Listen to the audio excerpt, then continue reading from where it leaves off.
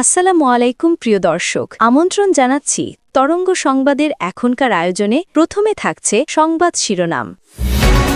খালেদা জিয়া বেঁচে নেই, তারেক রহমানের অপেক্ষায় তাকে কৃত্রিমভাবে বাঁচিয়ে রাখা হয়েছে।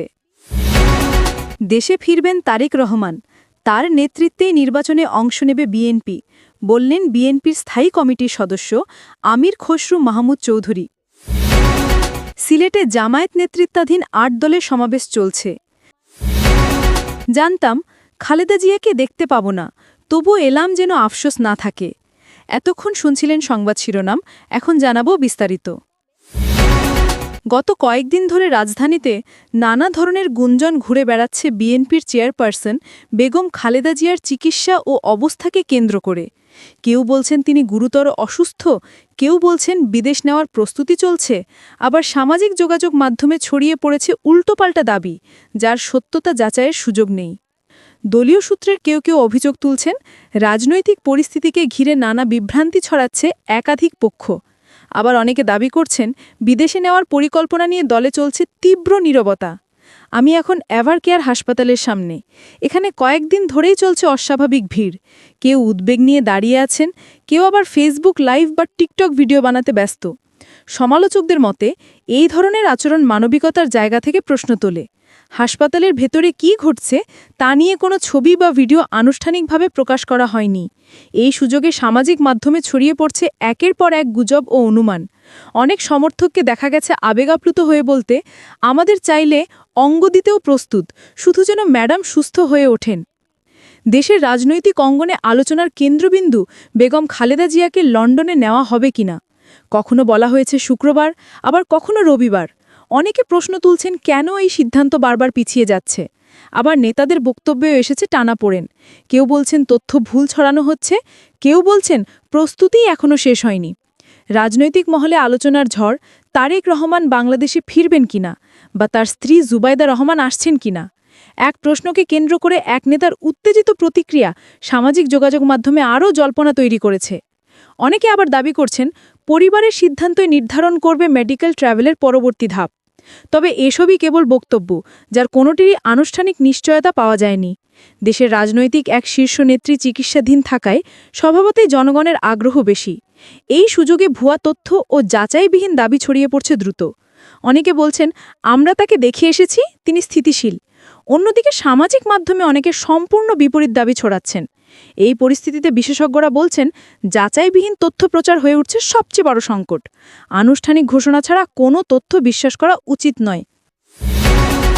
তারেক রহমান দেশে ফিরবেন এবং তার নেতৃত্বেই ত্রয়োদশ জাতীয় সংসদ নির্বাচনে অংশ নেবে বিএনপি। শনিবার ৬ ডিসেম্বর দুপুরে রাজধানীর বনানীর একটি হোটেলে সমসাময়িক ইস্যুতে সাংবাদিকদের সঙ্গে মতবিনিময়কালে একথা জানান বিএনপির স্থায়ী কমিটির সদস্য আমির খসরু মাহমুদ চৌধুরী। তিনি বলেন, তারেক রহমান সহসাই দেশে ফিরবেন। সবকিছু প্রস্তুত করা হচ্ছে। আগামী ত্রয়োদশ জাতীয় সংসদ নির্বাচনে তারেক রহমানই নেতৃত্ব দিবেন। জুবাইদা রহমানের রাজনৈতিক অংশগ্রহণ প্রসঙ্গে তিনি বলেন, ডাক্তার জুবাইদা রহমান রাজনীতিতে আসবেন কিনা তা সম্পূর্ণ তার ব্যক্তিগত সিদ্ধান্ত। খালেদা জিয়ার বিদেশ যাত্রা প্রসঙ্গে আমির খসরু বলেন, বেগম খালেদা জিয়ার লন্ডন যাত্রা তার স্বাস্থ্যগত পরিস্থিতির ওপর নির্ভর করছে। চিকিৎসকদের সিদ্ধান্তই এখানে চূড়ান্ত হবে। তিনি জানান, খুব শিগগিরই জোটের প্রার্থী চূড়ান্ত করা হবে। বিএনপি চেয়ারপারসনের উপদেষ্টা এনামুল হক চৌধুরী জানান, ম্যাডামের মেডিকেল বোর্ড সবুজ সংকেত দিলেই কাতারের রয়্যাল এয়ার অ্যাম্বুলেন্স ঢাকায় আসবে। তিনি বলেন, ম্যাডামের মেডিকেল বোর্ডের সিদ্ধান্ত অনুযায়ী কাতারের রয়্যাল অ্যাম্বুলেন্স বাংলাদেশে আসবে। তারা প্রস্তুত রয়েছে। মেডিকেল বোর্ড যখন সিদ্ধান্ত জানাবে তখনই এয়ার অ্যাম্বুলেন্স এসে বেগম খালেদা জিয়াকে লন্ডনে উন্নত চিকিৎসার জন্য নিয়ে যাবে। সবকিছু কাতার কর্তৃপক্ষের ব্যবস্থাপনায় হচ্ছে। তারা জার্মানি থেকে একটি অত্যাধুনিক এয়ার অ্যাম্বুলেন্সেরও ব্যবস্থা করছে। গত ২৩ নভেম্বর থেকে এভারকেয়ার হাসপাতালে চিকিৎসাধীন রয়েছেন বেগম খালেদা জিয়া। অধ্যাপক শাহাবুদ্দিন তালুকদারের নেতৃত্বে বিশেষজ্ঞ চিকিৎসকদের সমন্বয়ে গঠিত মেডিকেল বোর্ড তার চিকিৎসা পরিচালনা করছে। এই মেডিকেল বোর্ডে তারেক রহমানের সহধর্মিণী ডাক্তার জুবাইদা রহমানও আছেন। গতকাল তিনি ঢাকায় এসেছেন তার শাশুড়িকে উন্নত চিকিৎসার জন্য লন্ডনে নিয়ে যেতে। সিলেটে ইসলামী ও সমমনা ৮ দলের বিভাগীয় মহাসমাবেশ শুরু হয়েছে। শনিবার ৬ ডিসেম্বর দুপুর ১২টায় নগরীর সরকারি আলিয়া মাদ্রাসা মাঠে আনুষ্ঠানিকভাবে এই সমাবেশ শুরু হয়। সমাবেশ শুরুর আগেই সকাল থেকে সিলেট বিভাগের বিভিন্ন জেলা ও উপজেলা থেকে দলে দলে নেতাকর্মীরা মিছিল নিয়ে মাঠে এসে জড়ো হন। সমাবেশ শুরুর পরও মিছিল আসছে। সকাল থেকে মাঠ ও আশপাশের এলাকায় ছিল ব্যাপক জনসমাগম, স্লোগান আর ব্যানার ফেস্টুনে মুখরিত পরিবেশ। আসন্ন জাতীয় সংসদ নির্বাচন সামনে রেখে জুলাই জাতীয় সনদ বাস্তবায়ন আদেশের ওপর গণভোট, নির্বাচনের লেভেল প্লেইং ফিল্ড নিশ্চিতকরণ সহ ৫ দফা দাবিতে এই মহাসমাবেশের আয়োজন করা হয়েছে। সমাবেশ সফলে গত কয়েকদিন ধরে পুরো সিলেট বিভাগ জুড়ে ব্যাপক প্রচারণা চালানো হয়। শনিবার সকালে মাঠে বিভিন্ন শিল্পীগোষ্ঠীর পরিবেশনায় সাংস্কৃতিক অনুষ্ঠান শুরু হয়, যা সমাবেশ শুরুর আগ পর্যন্ত চলতে থাকে। বাংলাদেশ জামায়াতে ইসলামী সিলেট মহানগর শাখার নায়েবে আমির ড নুরুল ইসলাম বাবুলের সঞ্চালনায় সমাবেশে স্বাগত বক্তব্য রাখেন সিলেট মহানগর জামায়াতের আমির ফখরুল ইসলাম।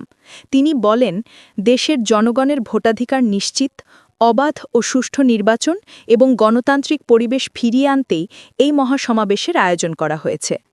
এই সমাবেশে অতিথি হিসেবে বক্তব্য রাখবেন বাংলাদেশ জামায়াতে ইসলামীর আমির ডাক্তার শফিকুর রহমান, ইসলামী আন্দোলন বাংলাদেশের আমির মুফতি সৈয়দ রেজাউল করিম, বাংলাদেশ খেলাফত মজলিসের আমির মাওলানা মামুনুল হক, খেলাফত মজলিসের আমির মাওলানা আব্দুল বাসিত আজাদ, ইসলামী ঐক্যজোটের আমির মাওলানা হাবিবুল্লাহ মিয়াজি, বাংলাদেশ খেলাফত আন্দোলনের অধ্যক্ষ মাওলানা সরোয়ার কামাল আজিজি, জাতীয় গণতান্ত্রিক পার্টির কেন্দ্রীয় সভাপতি রাশেদ প্রধান সহ ৮ দলের কেন্দ্রীয় ও জাতীয় পর্যায়ের শীর্ষ নেতৃবৃন্দ।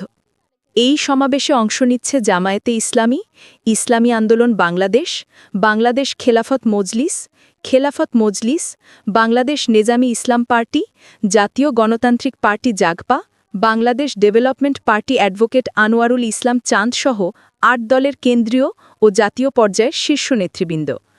সকাল থেকেই এসব দলের নেতাকর্মীরা আলিয়া মাঠে জড়ো হতে থাকেন। বিভিন্ন জেলা থেকে আসা মিছিলগুলো মাঠে প্রবেশের সময় পুরো এলাকা জুড়ে সৃষ্টি হয় উৎসবমুখর পরিবেশ। সমাবেশে অংশ নিতে আসা নেতাকর্মীরা সুশৃঙ্খলভাবে মাঠে অবস্থান নেন এবং নিজ নিজ দলের ব্যানার বহন করেন। আয়োজক সূত্রে জানা গেছে, শনিবার দুপুর ১২টা থেকে শুরু হওয়া এই সমাবেশ আসরের আগেই সমাপ্ত হওয়ার কথা রয়েছে। মহাসমাবেশকে কেন্দ্র করে সিলেট নগরীতে আইন শৃঙ্খলা পরিস্থিতি স্বাভাবিক রাখতে কঠোর নিরাপত্তা ব্যবস্থা গ্রহণ করা হয়েছে। Sylhet metropolitan police, Sylhet city corporation সহ বিভিন্ন সংস্থা সমাবেশ বাস্তবায়নে সমন্বিতভাবে কাজ করছে। মাঠ ও আশপাশের এলাকায় অতিরিক্ত পুলিশ মোতায়েন করা হয়েছে, পাশাপাশি ট্রাফিক নিয়ন্ত্রণে বিশেষ ব্যবস্থা নেওয়া হয়েছে। সমাবেশে ৮ দলের শীর্ষ নেতৃবৃন্দ দেশীয় রাজনীতি, আসন্ন জাতীয় নির্বাচন ব্যবস্থার সংস্কার, গণভোট ও জনগণের ভোটাধিকার নিয়ে দিকনির্দেশনামূলক বক্তব্য দেবেন বলে আয়োজকরা জানিয়েছেন। নেতৃবৃন্দের বক্তব্যে আগামী দিনের রাজনৈতিক কর্মসূচি ও আন্দোলনের রূপরেখাও ঘোষণা হতে পারে বলে ধারণা করা হচ্ছে। আয়োজকরা বলছেন, এই মহাসমাবেশের মাধ্যমে ইসলামী ও সমমনা দলগুলোর ঐক্য আরও সুদৃঢ় হবে এবং আসন্ন নির্বাচনে তাদের যৌথ অবস্থান আরও স্পষ্ট হবে। সমাবেশ চলাকালীন মাঠে আসছে একের পর এক মিছিল, ফলে সময় বাড়ার সঙ্গে সঙ্গে জনসমাগম আরও বৃদ্ধি পাচ্ছে। বিএনপি চেয়ারপারসন ও সাবেক প্রধানমন্ত্রী খালেদা জিয়াকে দেখতে দেশের বিভিন্ন স্থান থেকে আজ শনিবারও রাজধানীর এভারকেয়ার হাসপাতালের সামনে ভিড় করছেন দলের নেতাকর্মীরা। আজ শনিবার সকাল 9:30 থেকে হাসপাতালের সামনে নেতাকর্মীর ভিড় দেখা যায়। সরেজমিন দেখা যায়, হাসপাতালের এলাকায় বিশেষ নিরাপত্তা ব্যবস্থা রয়েছে। হাসপাতালের প্রধান ফটকের সামনের সড়ক কাঁটাতারের ব্যারিকেড দিয়ে ঘিরে রাখা হয়েছে। Special security force, border guard Bangladesh, পুলিশসহ আইন শৃঙ্খলা রক্ষাকারী বাহিনীর সদস্যদের উপস্থিতি রয়েছে। খুলনা থেকে এসেছেন মিরাজ হোসেন। তিনি প্রথম আলোকে বলেন, ছোটবেলা থেকে বেগম জিয়াকে পছন্দ করি। বিএনপির দলীয় কোনো পদ নেই, প্রতিদিন পত্রিকায় ম্যাডামের শারীরিক খোঁজ খবর পাই। আজ ছুটির দিন, তাই হাসপাতালের সামনে এলাম দেখে যেতে। বরগুনা থেকে আসা মনির ভূঁইয়া বলেন, মনের টান থেকে হাসপাতালের সামনে এসেছি। জানতাম খালেদা জিয়াকে দেখতে পাব না, তবুও এলাম যেন আফসোস না থাকে। মনির ভূঁইয়া বলেন, তিনি বিএনপির দলীয় কোনো কর্মী নন, তবে দলকে সমর্থন করেন। খালেদা জিয়াকে উন্নত চিকিৎসার জন্য বিদেশ নেওয়ার তারিখ আবারও পেছানো হয়েছে। বিএনপির পক্ষ থেকে তাকে বিদেশ নেওয়ার বিষয়ে গতকাল সকালে নতুন তারিখ বলা হয়েছিল ৭ ডিসেম্বর।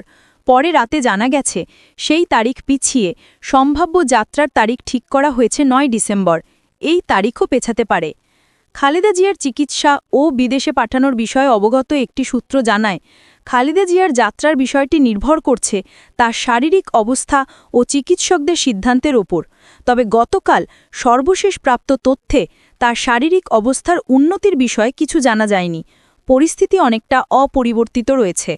খালেদা জিয়াকে লন্ডনে নিতে তার বড় ছেলে ও বিএনপির ভারপ্রাপ্ত চেয়ারম্যান তারেক রহমানের স্ত্রী জুবাইদা রহমান গতকাল ঢাকায় এসেছেন। ১৪ দিন ধরে বিএনপি চেয়ারপারসন ও সাবেক প্রধানমন্ত্রী খালেদা জিয়া এভারকেয়ার হাসপাতালে চিকিৎসাধীন। গত ২৩ নভেম্বর রাতে শ্বাসকষ্ট দেখা দিলে খালেদা জিয়াকে এভারকেয়ার হাসপাতালে নেওয়া হয়।